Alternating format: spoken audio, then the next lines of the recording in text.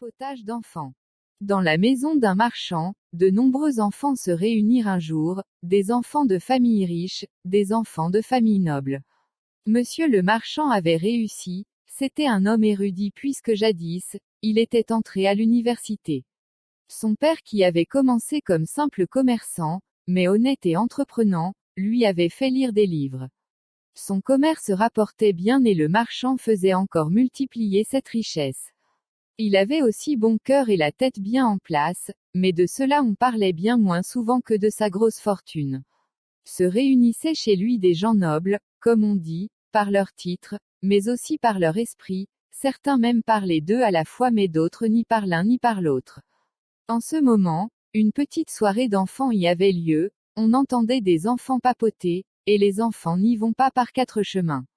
Il y avait par exemple une petite fille très mignonne mais terriblement prétentieuse, c'était ses domestiques qui le lui avaient appris, pas ses parents qui étaient bien trop raisonnables pour cela.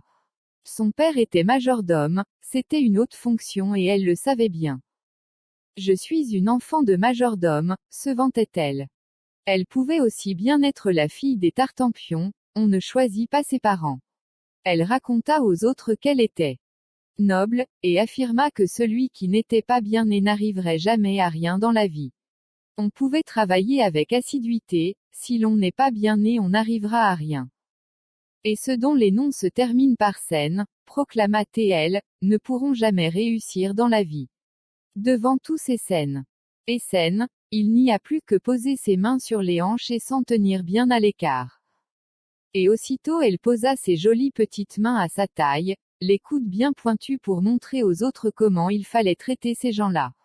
Quels jolis bras avait-elle, une petite fille très charmante. Or, la fille de monsieur le marchand se mit en colère. C'est que son père s'appelait Madson et c'est aussi, hélas, un nom en scène, elle se gonfla et déclara avec fierté. Seulement mon père peut acheter pour 100 écus d'or de friandises et les jeter dans la rue. Et pas le tien. Ce n'est rien, mon père à moi, se vanta la fillette d'un rédacteur, peut mettre ton père et tous les pères dans le journal. Tout le monde a peur de lui, dit maman, car c'est mon père qui dirige le journal. Et elle leva son petit nez comme si elle était une vraie princesse qui doit pointer son nez en l'air. Par la porte entr'ouverte, un garçon pauvre regardait. Il était d'une famille si pauvre qu'il n'avait même pas le droit d'entrer dans la chambre.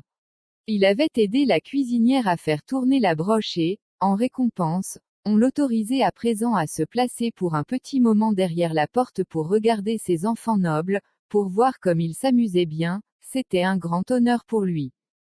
Oh, si je pouvais être l'un d'eux, soupira-t-il. Puis il entendit ce qu'il s'y disait et cela suffit à lui faire baisser la tête. Chez lui, on n'avait pas un écu au fond du bahut, et on ne pouvait pas se permettre d'acheter les journaux et encore moins d'y écrire. Et le pire de tout, le nom de son père, et donc le sien aussi, se terminait par scène, il n'arriverait donc jamais à rien dans la vie. Quelle triste affaire. On ne pouvait pourtant pas dire qu'il n'était pas né, pas cela, il était bel et bien né, sinon il ne serait pas là.